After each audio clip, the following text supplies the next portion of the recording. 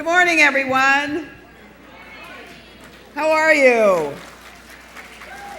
I'm your Congresswoman Jackie Speier, and I'm thrilled that you have taken time out to be here today, and we are going to pump you up. All right, so we are embarking on our third Job Seekers Boot Camp. How many of you came to one of the other boot camps? Quite a few of you. Great. All right. How many of you have been employed for the very first time in your lives? I'm sorry. We're going to get you employed. You did very well. You already got the test question, and you showed me that you were listening. How many of you are unemployed for the very first time? And of those that are unemployed for the very first time, why don't you keep your hands up? How many of you have been unemployed for more than 3 months? How many for 6 months? How many for a year? How many have been unemployed for more than a year? 18 months?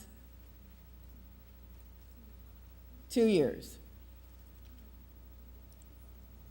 Okay, well, that gives us an idea. Now, this boot camp is all about you. And it's very important that you glean as much as possible from this experience. We've got extraordinary workshop opportunities for you. You will be able to have the opportunity to have someone who's a professional look at your resume and tell you in a 10-minute interview whether or not you should modify that resume at all. And then you're going to have an opportunity to actually go through a 10-minute interview and give your elevator speech.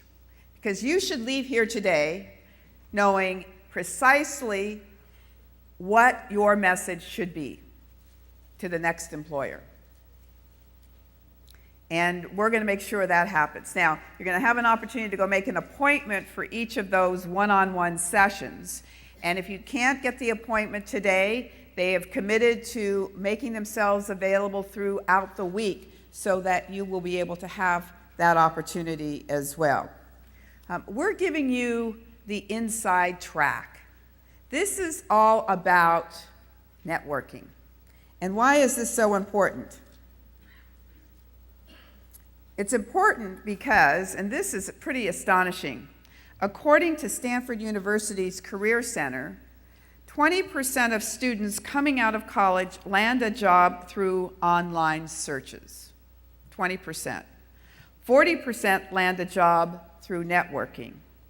According to area career consultants, the number of people getting a job through networking increases as their work experience grows, while online job searches become less effective. Now, this is really important for all of you who have been in the workplace for a period of time. Going online, filling out those applications, sending your resumes to online entities is not going to get you success in most cases. Rebecca Kyler, career consultant and networking professional, notes that in her practice and research by Lee Harrison, upwards of 90% of clients land jobs through referrals and networking, and only 5% through online job postings. So if you walk away, and you're going to walk away with much more than this, but if you walk away with nothing else today, it's that you have to network. I saw an old friend a longtime friend in the restroom a few minutes ago, and she said, you know what, I've got to put my shyness on the shelf. And she's absolutely right. This is not the time to be shy. This is the time to be a little bit uncomfortable and put yourself out there. because that's the kind of marketplace that it is. Your bottom line job search strategy should be personal networking. And by that, we mean here that you talk to people that are in a position to help you. And sometimes you don't know who those people are. So you're going to have to cast your net a lot further than you normally do. Now, we have 20 employers here today. Are you ready for that? 20 employers. Look at the list in your program, and they're all looking to hire people. So here's your inside track. Here's your network. And I hope that you will take the tools that you learn here and use the networking opportunities that are being created here so that you can become very successful in the near future in getting your next job. These one-on-one offerings are going to be in what we call the tools tent. And if you look in the back of your program, I think it's on the back of the program, there's a map. And you'll see where it says tools tent. So that's where you'll go to make your appointments for your one-on-one opportunities.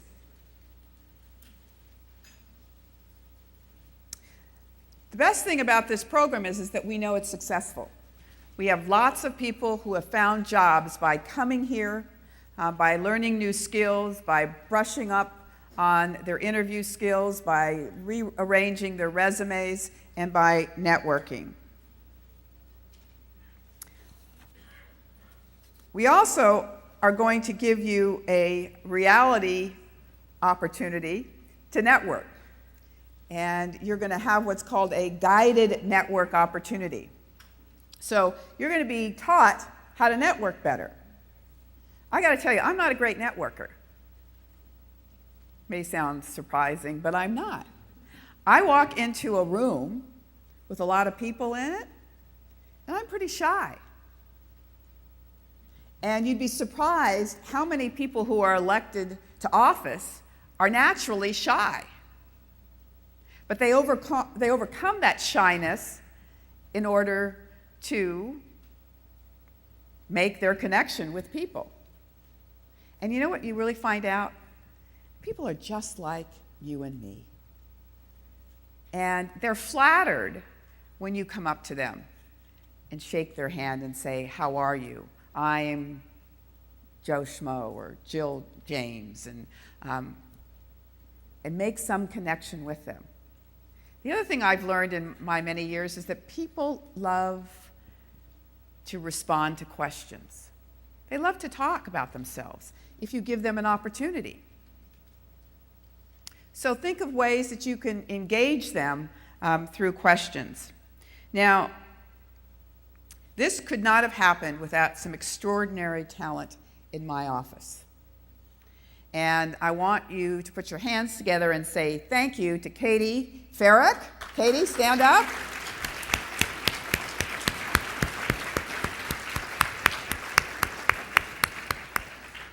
She has put 3 of these on now.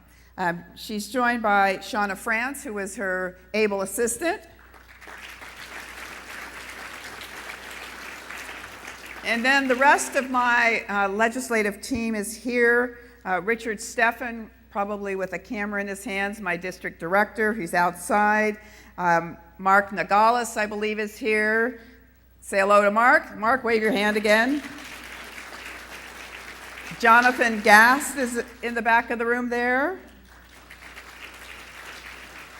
Katrina Rill and Barbara Berganza. And then from my Washington, D.C. office, here to experience this for the first time, is my office manager and scheduler, Tina Larson. So, this is your government working for you. Okay, get it?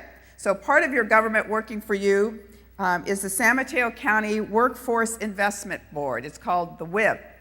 And Fred Sloan has been my partner in this effort for the last 2 conferences and now this one as well. Fred, where are you? Right there. Put your hands together for Fred Sloan. Thank you, Fred. And his staff member, Maria Martinez Torres and David Diaz. Would you all stand up as well?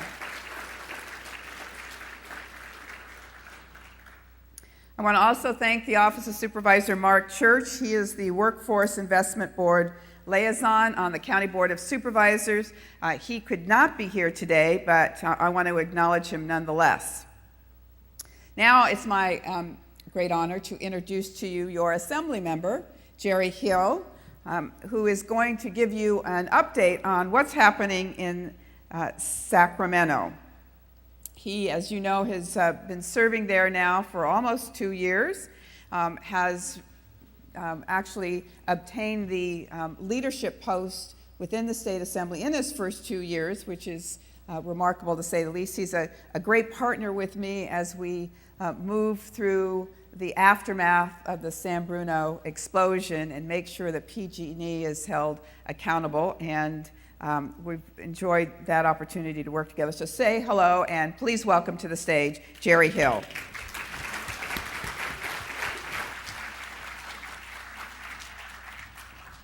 Thank you, Congresswoman Speier, and please join me in giving her a round of applause, because you don't do. Thank you so much.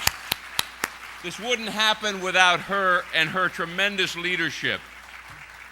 Before I say a couple of words, we have a little note from security outside, and we just don't want anyone to lose anything today. If you own a Toyota Corolla silver Toyota Corolla, license plate 4FRE004, your windows are down and there's a lot of stuff in the car, and we don't want to see you lose anything. So if you do have that Toyota Corolla silver license plate 4FRE004, you might want to close the windows. It is really a pleasure to be here, and I wanted to just let you know a couple of things from the state of California and what we're doing today to try and help this. And again, Congresswoman Speier was so instrumental in helping us extend our unemployment benefits in California for that extra 20 months that we were able to do last year and this year, and it's very and vitally important that we were able to do that to help you go further as you move forward. And our budget also this year that we just passed a couple of weeks ago includes about $33 million that we'll be able to leverage, a couple of $100 million that will be used for small business loans and opportunities that can instill funds into small businesses and larger businesses and give them the opportunity to then hire the employees that are necessary so that they can succeed and then you can succeed as well.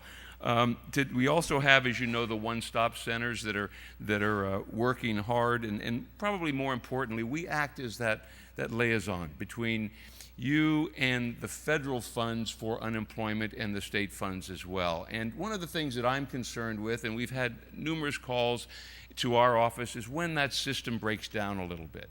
And my concern for you is when that system doesn't work right, and you're not getting those unemployment benefits that you deserve, and there's something kind of standing in the way. And most of the time it's an error, and a lot of times it just takes a little nudging and help. So I'm going to give you my office phone number here. In case that happens, please give us a call, because we've been able to work through that system and make sure that you're getting those benefits, or not just benefits, but any struggle at all you're faced with dealing with the state, the unemployment, or the Employment Development Department, who do an outstanding job, but please let us know. The phone number is 650-349-1900.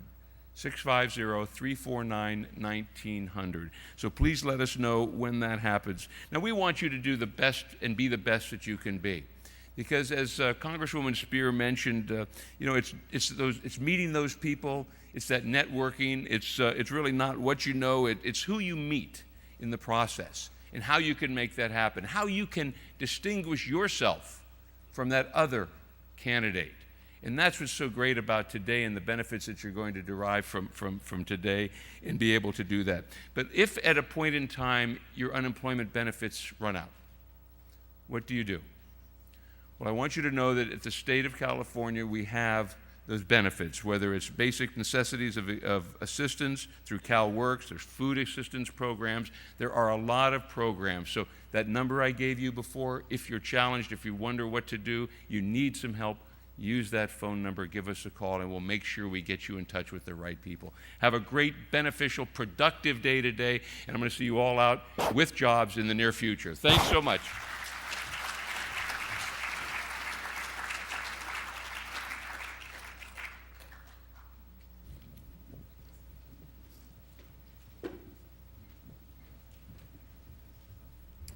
All right. It's my pleasure now to introduce to you our keynote speaker for the morning. Her name is Mary Stutz. She is the Senior Vice President of Elan Corporation. And after 20 years in healthcare policy and communications, she has written a number of books, two in fact. The one that she's going to be talking about today is called The Missing Mentor, Women Advising Women on Power, Progress, and Priorities. And she will be talking to you today about job search strategies, which is what this is frankly all about, and the importance of having a plan and having a mentor to help you get the job that you want. This topic isn't just for women, it is for everyone who needs a plan to know where they want to be and a mentor to help them get there. So please welcome Mary Stutz.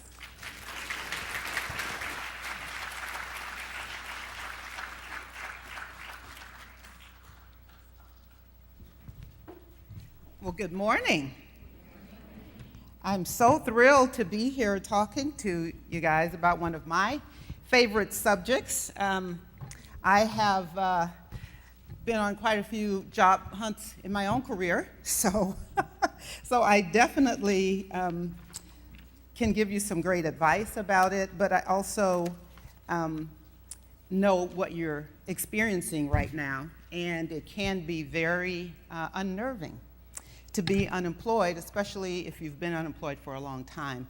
But I want to commend all of you, first of all today, for coming here and taking this very important step in being aggressive about your job search. I also want to commend Congresswoman Speier and her staff and Assemblymember Hill for putting this together and bringing all of these wonderful resources together for you, because you do need help. We can't do everything by ourselves, and I know that's difficult for a lot of people. A lot of us are very independent. We pride ourselves on being able to get things done and not needing any help, but guess what? Sometimes you do need a little bit of help. And as a matter of fact, that's why I wrote the book, The Missing Mentor, because as I was going out speaking and talking to people at different panels, it didn't matter what the subject was about, inevitably, I would always have people coming up to me after the event asking me if I would mentor them. In those early days, I used to try to mentor everybody. But how long do you think that lasted? There was just no way I could mentor everyone. So that's where I came up with the idea of, well, I'm going to write a book and tell them what I would tell them if I had time to tell them, based on the work experience and the things that I had seen advancing my career from my first job right out of college. I won't tell you how many years ago, was in the administrative field, just to get my foot in the door. And so it was quite a road to get from that to a senior vice president, but it is doable. And having a mentor is so crucial, so important. And I saw myself in these folks who were asking for help with mentoring, bright, ambitious, talented, and trying to figure out how to make it happen for themselves. Now, first of all, I want to explain to you why mentoring is so important, because it's kind of waned, right? For 1 minute there was a big kick about mentoring, then there wasn't, and then now there is. But there's actually research now that shows the importance and the value of mentoring. A study that was done in 2005, and it was published in the Journal of Healthcare, found that there is the study was designed to measure the skills and the talents that are needed to develop strategic thinking ability, okay? What are the work experiences, what are the skills, what are the talents that you need to have in order to develop strategic thinking capabilities? And why is that important? Well, people who advance into leadership in companies have to have very strong strategic thinking capabilities. You've got to be able to think big picture, but also to implement and do the tactics. But this is very crucial. And mentoring was the #1 experience conducive to general managerial learning. Mentoring was #1. Now, the interesting thing was this 2005 study found that there was an imbalance between the male and female experiences that develop strategic thinking ability. This is not what they were looking for. It was something that they found as a side, that women are not getting access to the types of skills that will help them develop strategic thinking ability, which again is conducive to your general managerial learning. Some of the other things that are necessary to develop strategic thinking ability. Mentoring is #1. Doing job rotations, scope expansions, leads in a startup or a turnaround or helping your company through a crisis, challenging assignments, managing a profit and loss center. These are the types of experiences that you should be getting, you should look to get in the workplace in order to advance yourself. Now, let me just ask a question real quick, and the person who answers that question, first person will get a copy of my book for free. We can't sell the books here, so they're not for sale, sorry. But I do want to give some away today. So what do you think is the #1 reason why women are not getting access to those skills that I just named? #1 reason, yes. They're not asking for it. Bingo! There you go.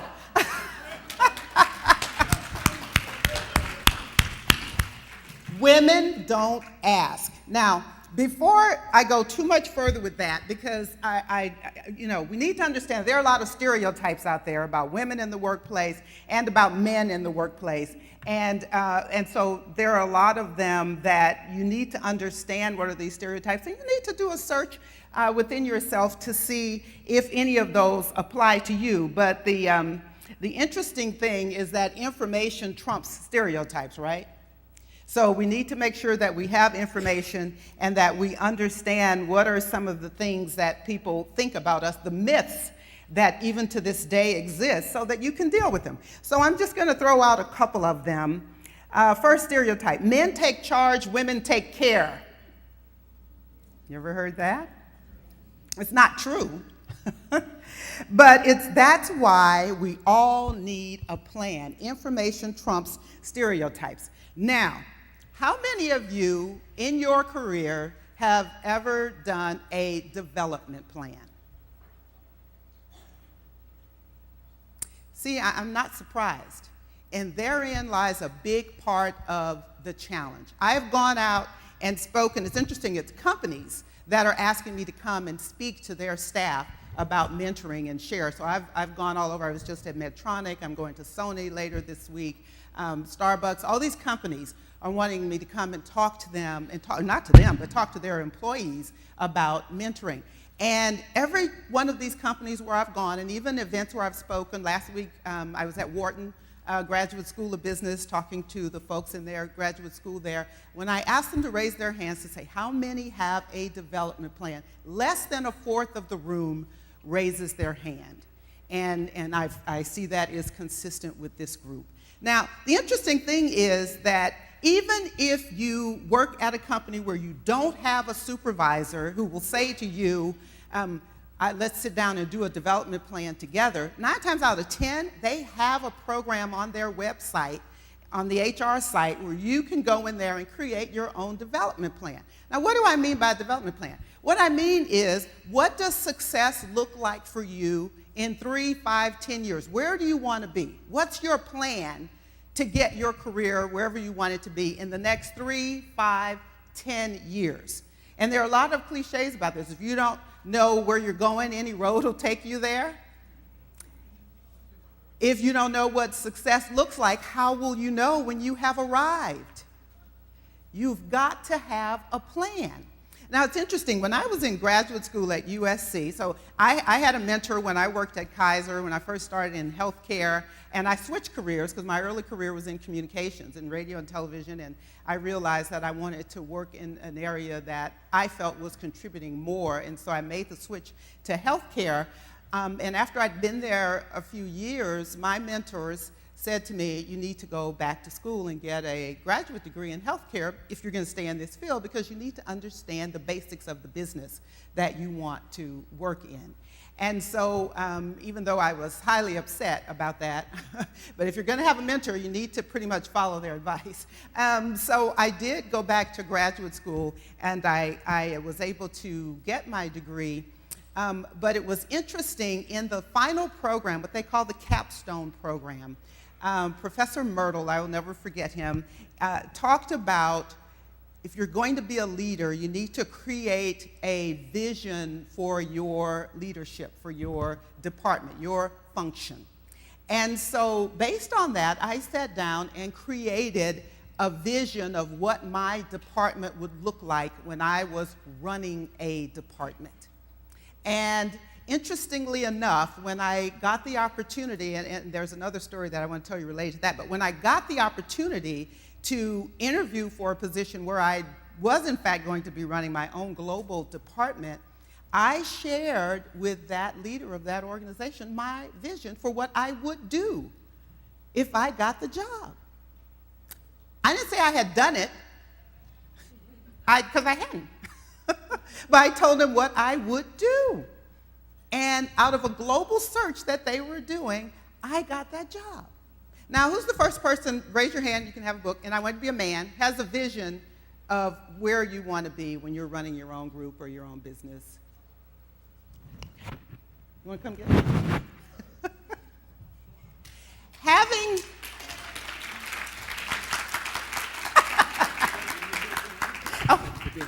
okay, welcome.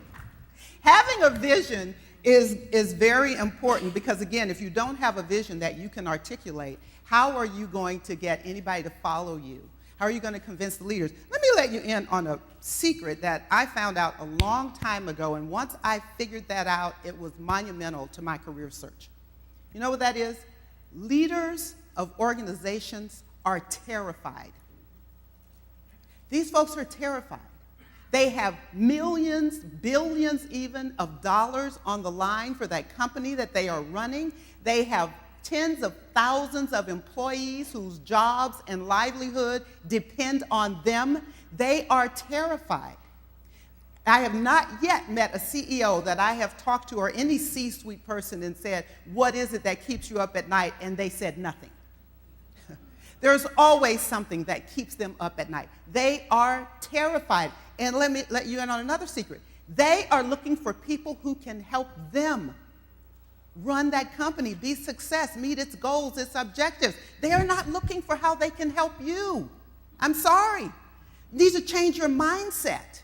What I have found when I've worked with so many people, men and women, they come into the company, they come into the interview thinking, what can this company do for me? And you've already lost the job, because they want to know, what can you do for me? How are you going to help me keep this company afloat? What is your story? You heard the Congresswoman talk about the opportunity you'll have to go out and practice your story. What is your story? What is the value that you're going to bring to this company? That should be in your development plan. This is the value I could bring now, and as I work, this is the value that I will be able to bring in the future.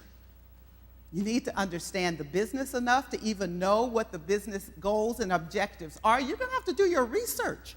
You may not be able to necessarily go online to find jobs, but you sure better go online and read about those companies that you're interviewing at. Because when I am hiring people, that's what I'm listening for. I'm listening to see if they've taken the time to do the research about the company, if they know what our products are, if they've read the news releases and know what are the challenges that the company has faced, to know what are the successes. Do they know who our competitors are? What's out there on the horizon that is going to be a challenge in this company where they can help me achieve success and help bring growth for the company. These are the kinds of things that you need to talk about when you come into the company. I'm a nice person and I work hard and I'll do a good job. Sorry, everybody says that.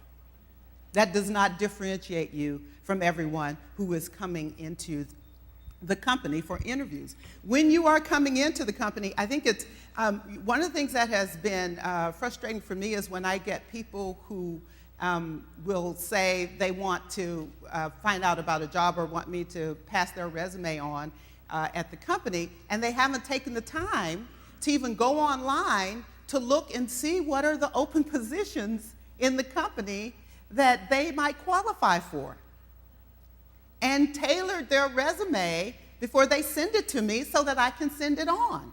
You can't do a one-size-fits-all resume. I'm sorry. There are key words that people are looking for. A lot of the HR folks are not experts in the field, so they are looking to see if those key words are in your resume, and if they're not there, you are immediately weeded out. So you've got to customize your resume. Yeah, it's a lot of work, but you've got to do that. And so when people do that, and they've done the homework, and they said, I went online, and here's the job number, and could you forward this to the hiring manager? Then because I'm internal, I can go online and see who is that hiring manager, and then I can forward the resume. But you've got to do some work. You've got to show some initiative, too. So this is one of the reasons why I wrote the book. In the book, I talk about the core elements of mentoring, and there are basically 7 core elements of mentoring. And the first one is building confidence, having the confidence. What's the saying? You never get a second chance to make a first impression. So how you show up in that first interview and the confidence that you have, the way you show up, your way of being very present in the moment, understanding who you are, what you value, and what you will contribute to the company is going to be very important with your confidence. Always be in command of your material. Focus on what you know. All these things help you build confidence. If you don't know, it's okay to say, I don't know. Because 9 times out of 10, you will be in there talking to people who are very qualified, very knowledgeable, and if you're trying to bluff it like you know something when you really don't know it, they know that you're bluffing. And so you've undermined your credibility. Talk about what you know. And if you don't know, it's okay to acknowledge that. You're going to get a lot more respect for saying, I don't know. But you know what? Also, the opportunity to say, I don't know, gives people, the hiring folks, a chance to see how well you listen and how amenable you are to feedback. So when you are in an interview, it's okay to listen.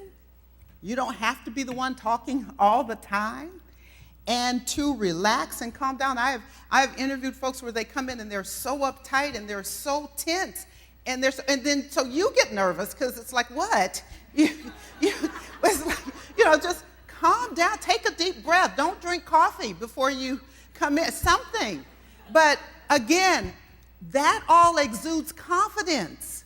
You have got to be confident, and people will be able to read that immediately. If you have that confidence and you are secure in yourself, you have a sense of what you want, where you want to go. It's okay to take a lateral position sometimes. That's okay.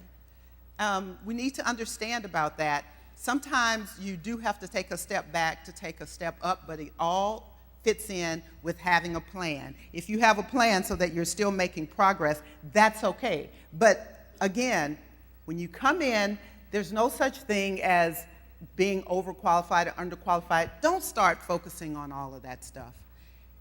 Go in there and talk to folks about how you're going to help that company grow. Don't focus on your data. You know what your data is? I'm too old, I'm too young. What is data? Yeah, your resume. Now see, isn't that interesting? Your resume is data, that's relevant data. But the other data that you come in with, the mental data, I'm too old, I'm too young, I'm too fat, I'm too skinny, I'm too tall, I'm too short, I'm black, I'm white, I'm Asian, I'm Latina. This is our data that we come in with, And a lot of times that sinks us before we ever open our mouths because we're too focused on it. I'm going to tell you right now, if you can do the work that I need you to do, I don't care if you're purple. I don't care. The great dividing line in the future between the haves and the have-nots can be education. Education. You're looking for the folks with the skill set, and that's it. In the biotech industry where I work, they're looking for the skill sets. They are looking for the skill sets. Whoever has that skill set, that's who they're trying to hire. It's just that simple. It's not as complicated as we want to make it. So building confidence is so important. And as I said, confidence is important because the leaders are terrified. They need you to come in there with confidence and be a real, authentic person that can help them grow the company and help the company survive. You need to prioritize your work-life choices. Now, this is interesting because this was more something that I wrote geared towards women because I think I've had one man mention work-life balance to me. They don't talk about it. Women talk about work-life balance. But let me let you in on a secret. Your company is not responsible for balancing your work and life. You are. And you know what? In HR, they don't even use the term work-life balance anymore. They call it work-life choices. Because you get to choose how you're going to balance your work and your life. It's your choice. Your company, your supervisor is not responsible for balancing your work and your life. So what I like to say is understand that you can have it all, but just not at the same time. You'll get there. You'll get there. But you've got to make the decision about your work-life choices. You've got to prioritize every day what you're going to do and how you're going to go about it, and bring your family in on this. I remember when I was in graduate school at USC, and I was just going crazy with, I had 3 kids, a full-time job, and a husband, so 4 kids, and I was just, sorry. Ladies, you feel me. But the bottom line is, I was just so stressed out with trying to get everything done, and I was trying to do it all at once, and I hadn't prioritized very well, and I got to the point where I thought, oh my God, this is just not working. I have got to quit graduate school. And I called the employee assistance line. Let me tell you, if you have access to an employee assistance line, any type of hotline or counseling service, and a lot of times that's free. Sometimes you need to take advantage of that, especially if you're going through a little down period and depression about how long it's taking you to get a job or even being unemployed in the first place. Take advantage of that. I remember calling this guy, and I was like, oh my God. He's like, how are you doing? It's like, oh, I'm doing okay, but I'm in graduate school, and my husband, my kids have gone crazy. And he's like, whoa, you're in graduate school? Yes, but my husband and my kids. Oh, so what are you studying? Well, health administration, but my husband and my kids. Oh yeah, so how long have you been doing? Well, a year and a half. How much longer do you have? 6 months, but my husband and my kids, 6 months. Wow, you're almost done. Isn't that wonderful? Yeah, but my husband, are you enjoying the program? Oh, yeah, this is the best, most energizing thing that I've ever done. He never let me talk to him about my husband and my kids. Yeah, because that was not the problem. The problem was that I had not prioritized, and I was trying to do too much at one time. All I needed to do was to take a couple of vacation days and knock out a couple of 20-page papers that I had due, that I was stressing out about because I hadn't done them, so I was focusing on everything else, but what I really needed to do was just to prioritize. Take some time and prioritize. So make sure that you are making the right choices, work life, and you are prioritizing. Building relationships. Now, this is the chapter about networking, and I personally don't like the term networking. And I think a lot of people are afraid of that term because it does imply, oh my God, go out and meet these people so they can help you get a job. So what I like to say is you need to build and nurture relationships. A McKinsey study found that men are actually more acculturated to building networks. Women have fewer networks or relationships, but deeper relationships, but they are reluctant to use them to help get a job, whereas men have many more relationships. They're not quite as deep, but their relationships are more reciprocal. So they don't have a problem with talking to someone about a job and reciprocating if they have the opportunity to do that. But what I like to say, just to keep it in your mind so you don't get so thrown off by the term networking, and I talk to a lot of college and high school kids, so I think this helps them as well. What I like to say is, be nice to everybody. Just be nice to everybody, because you never know. And again, one example, when I was in graduate school, the first day that I showed up at graduate school, I was late, kind of as usual. That's a big problem for me, but anyway, I was late, so I was rushing in. I was the last one in the classroom, and it was a Master's of Health Administration program, and they have that program in Sacramento, and people come from all over the world to do the program because it's an intensive program where you go, a weekend, a month for each class. So I showed up at that first class. I'm running in late. I get in and sit down, and of course, because I was the last one in, it was my turn to introduce myself, as everybody was introducing themselves. So I said who I was and that I lived in the East Bay. And so the professor says to me, "Oh, you live in the East Bay. Well, that's great. Lisa over here lives in the East Bay, and she's looking for someone to carpool with." I said, this man is crazy. He doesn't know me, and I don't know Lisa. She could be a serial killer, and he's telling me to carpool with her. I could not believe it. I was so annoyed. You could not believe how annoyed I was. Then he wanted me to be captive in a car with a total stranger, going back and forth. I was so annoyed. So when the break came, needless to say, I didn't move. But Lisa got up and came over to me. And she said, "Oh, I'm a first-year graduate student." Actually, this was her second year. She said, "I'm from LA, and I just moved up here to the Bay Area, so I don't really know anybody. I only have a part-time job. And so the gas for me driving from the East Bay to Sacramento is really a lot. So if I could carpool with you, I would really appreciate it." What are you going to do, right? I had to give her a ride. Okay. But 2 years later, as we were finishing the program, it was Lisa who got the call from the executive search firm that was doing a global search for a director of public policy and communications for Bayer, for their Berkeley site. They made their Berkeley site their global biotech headquarters. They were doing a global search. And somebody who knew her called her, and she said, "That's not my skill set, but I know the perfect person." And she gave them my name. And that was when, yes, I broke through the glass ceiling that helped me eventually move up to be a senior vice president. So the moral of that story,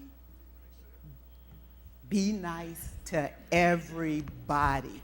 That's the moral of the story. You're welcome. Be nice to everybody, because you never know. Now, by the way, and you need to reciprocate. Now, I also, during that time, helped Lisa get a full-time job at Kaiser, where I was working at the time. So you need to reciprocate. Men get that. Ladies, we need to get it too. It's got to be reciprocal, and it's okay to ask friends for help. So building, nurturing relationships is the third principle. The fourth one, sustaining your spiritual well-being. Now, this is important during the time when you are unemployed, and I think this chapter, as a matter of fact, I've gotten more feedback about this chapter from people who really appreciate the fact that we have to acknowledge that you're hearing all kinds of voices when you're going through a job search.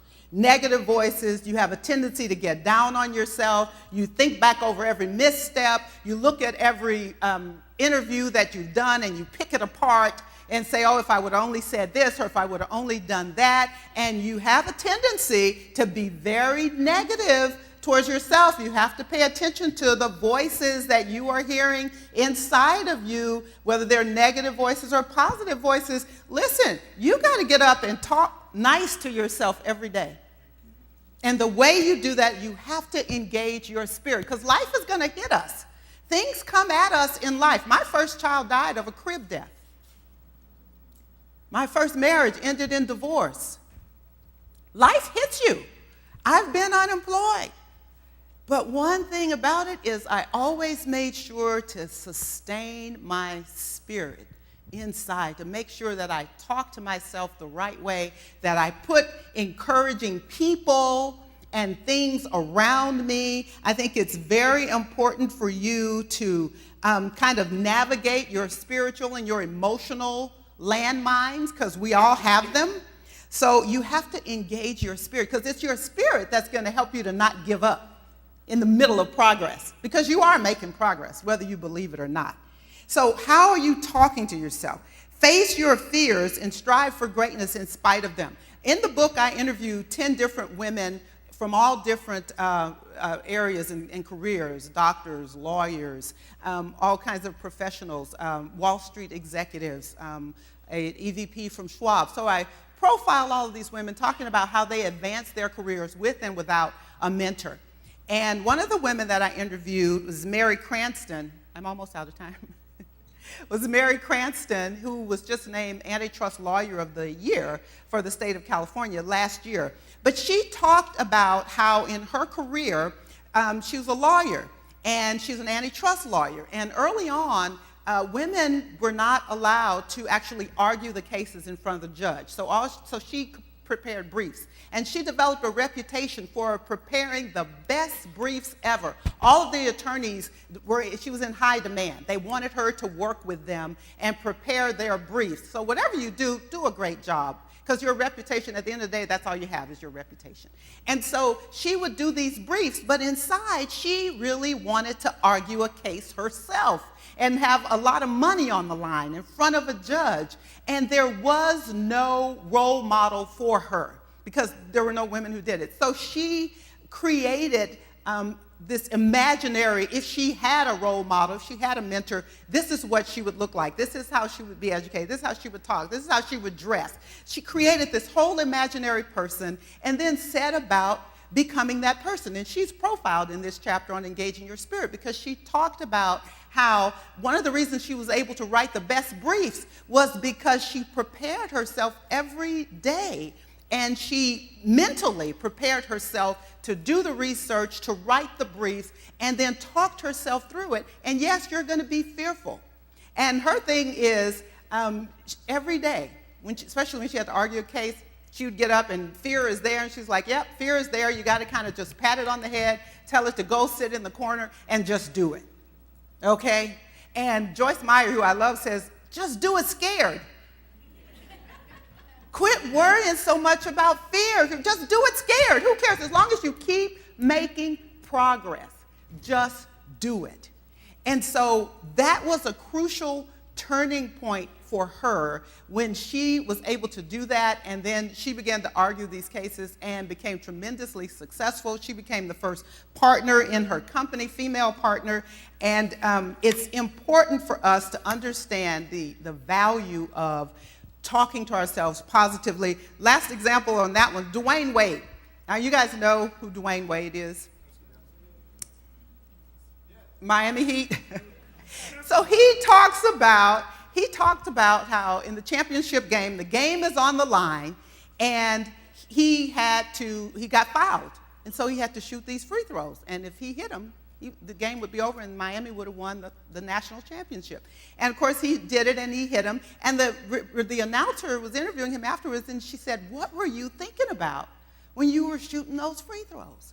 And he said, well, I was thinking about, as I grew up, my cousin and I used to always shoot together, and we would have these contests. And every time when I would shoot the ball, I would say to him, I don't miss these. I don't miss these.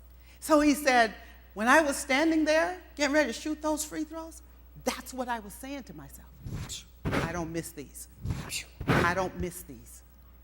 What are you saying to yourself every day? Are you getting up saying, I have what it takes? I can do this. I would be a great asset to any company.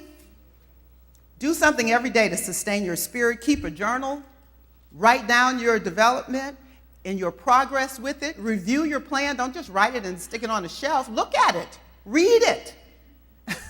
Every day. See if you're making progress. Position yourself for change. You are in charge. You are responsible for your own success. Nothing lasts forever. Change is coming. Embrace it. Plan for it. Am I going to be on the path I've set for myself? There are opportunities all around you. What I like to say is you need to read the handwriting on the wall. When I was at Speier, initially they were investing all of this money into biotech, and then after a while, they stopped investing. And I realized, wait a minute, if they're not going to invest in research and development, that's a problem. And so up to that point, I'd gotten 2 or 3 different calls from headhunters about jobs at Genentech, which I turned down because I liked where I was working. I loved working at Speier, a big global company. I had a blast. They treated their people very well. But when I realized, hey, the investment is not happening in this area, they're investing in other parts of the company, if I really want to stay in biotech, then I better go look at the industry, do my research, and see who's growing and who's hiring. And the next time, if I ever get a call from a recruiter about a Genentech job, I'm going to go interview at least. And fortunately for me, about 2 weeks later, after I said that, I got a call from a recruiter. Went in and interviewed and got hired there as the director. I took a lateral. It's okay. It was a much bigger company, much higher learning curve. They had way more products. Speier had 5 products in the pipeline. Genentech had 25. Huge learning curve. So I took that lateral position. In 2 years, my boss got recruited away, and I got promoted to run the whole group. 43 employees, $101 million budget. It is doable. But you've got to have a plan, and you've got to stick to that plan. When that happened at Speier, I had a choice. I could have just grabbed for any kind of job or anything, or stayed focused on what my goal was. I had my plan, and I was working my plan. I stayed focused on it. So position yourself for change. Read the handwriting on the wall. If you're just entering the workforce, get a solid foundation, get a plan, be creative in finding help online. If you're mid to upper level, you need to get out of your comfort zone. Take risks so that you don't become resistant to change. If you get a reputation for being resistant to change, I'm telling you, it's going to hurt you. I have sat in meetings where they're doing succession planning, which gets to the next point, be a lifelong learner. I'm almost done. A lifelong learner. I've sat in meetings where they do succession planning across the company. We do it together, all of the senior level folks, because we're looking at people across the spectrum, and we want to know, is this person a good person that I might want to have come over here? Job rotations is crucial. That's why that's so important that we did that together. We do that together so that this is a great person. We want to put them on the track to advance. We want them to get experience across the company, so we want to get them in a job rotation. Well, you're sitting there with the leaders of these different groups, and there's a person, they say, oh, John is great in your company. Every time I interact, I think he's great. What do you think about putting him on that list? And then you get to talk about what is going on with John. And then the other people get to talk about what they perceive. I've had people, I'm telling you, bright. I had one guy that was so bright, so talented, everybody got it, and they wanted to advance him, but people said, no, I just have problems with him because, you know, he wears jeans and a sweatshirt to work every day. Now, you might think that's not fair. Well, they're entrusting you with millions and millions of dollars of work for a product or a department or whatever. It does matter how you dress and how you look if you want to advance up the career path. And so I had to go back to that person who was so upset about not being taken seriously enough and have that very difficult conversation. Dude, you need to go shopping. Have your wife take you shopping. The last one, orchestrating transitions. We've talked about that. Regularly assess where you've been, where you want to be in the future. Pay attention to trends in your industry. The hot new industries, look at the horizon. Some of you need to volunteer. I've had people who we didn't have any positions, but they came in and volunteered. We had a guy at Genentech had an MD and a PhD, and he wanted to get into marketing, and he didn't have any experience. He volunteered. And he is there to this day and has been promoted and moved up, but he came in as a volunteer. So learn how to orchestrate transitions. All right, I'm going to stop there. Thank you so much. I have 2 more books. The first 2 people who get to me, and one over there, okay. Come get it. All right, you're welcome. Thank you so much. Oh, Mary, thank you. Let's hear it for Mary Stott. All right, you have your boots on, you tying them up, you getting ready to go? Are you fired up? Are you ready to go? All right, now, a couple of things. We've done 3 of these boot camps, and Mary just said something that resonated in both of the other boot camps. Volunteering is oftentimes the first step to getting a job. So don't sit at home. Get out there and volunteer in an activity with a nonprofit, with a group, and it could, in fact, provide you great benefits, including a new job. Couple more points I want to make. How many of you have Facebook pages? All right, clean them up.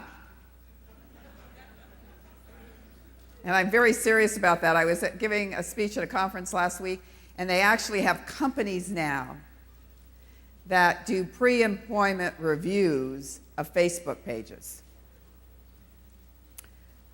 Take the dates off your resume. How many of you are over 55? How many of you over 60? How many over 65? A couple of over 65, yeah, right. All right, so you get the message. There is age discrimination in employment. We know that. Now, you can't have age discrimination once you are employed, but you can conceivably discriminate in terms of having a group of people to choose from. Take the dates off your resume. They can't ask you how old you are, and you don't have to tell them. Mary talked about mentoring. No one is going to tap you on your shoulder and say, "Would you like me to mentor you?" So don't wait. I've had people come up to me and say, "I want you to mentor me." And then I correct them and say, "Femtor you." But I encourage you to seek someone out. They'll be flattered that you asked. The only thing they can say is really yes. So go to that person and ask them. Sell yourself. You know, I was thinking as Mary was talking, I have job interviews with candidates in my office. Oftentimes I'll look at the resume. Resume looks great. The applicant comes in. They don't sell themselves. They don't get the job. Relax in your interviews. If you're stiff and uncomfortable, you're not going to connect with your prospective employer. So relax and smile. It's all right to, be comfortable, because they want you to feel comfortable, because they're going to be working with you. And finally, her reference to Lisa and how, doing good is a great message. I can't tell you how impressed I am and how surprised I always am when I meet someone, and after I've asked them a few questions, I hear an incredible story about another person's life. And it's a way that you connect that makes you able to move to the next step. So, with all of that, boots tied, you're off.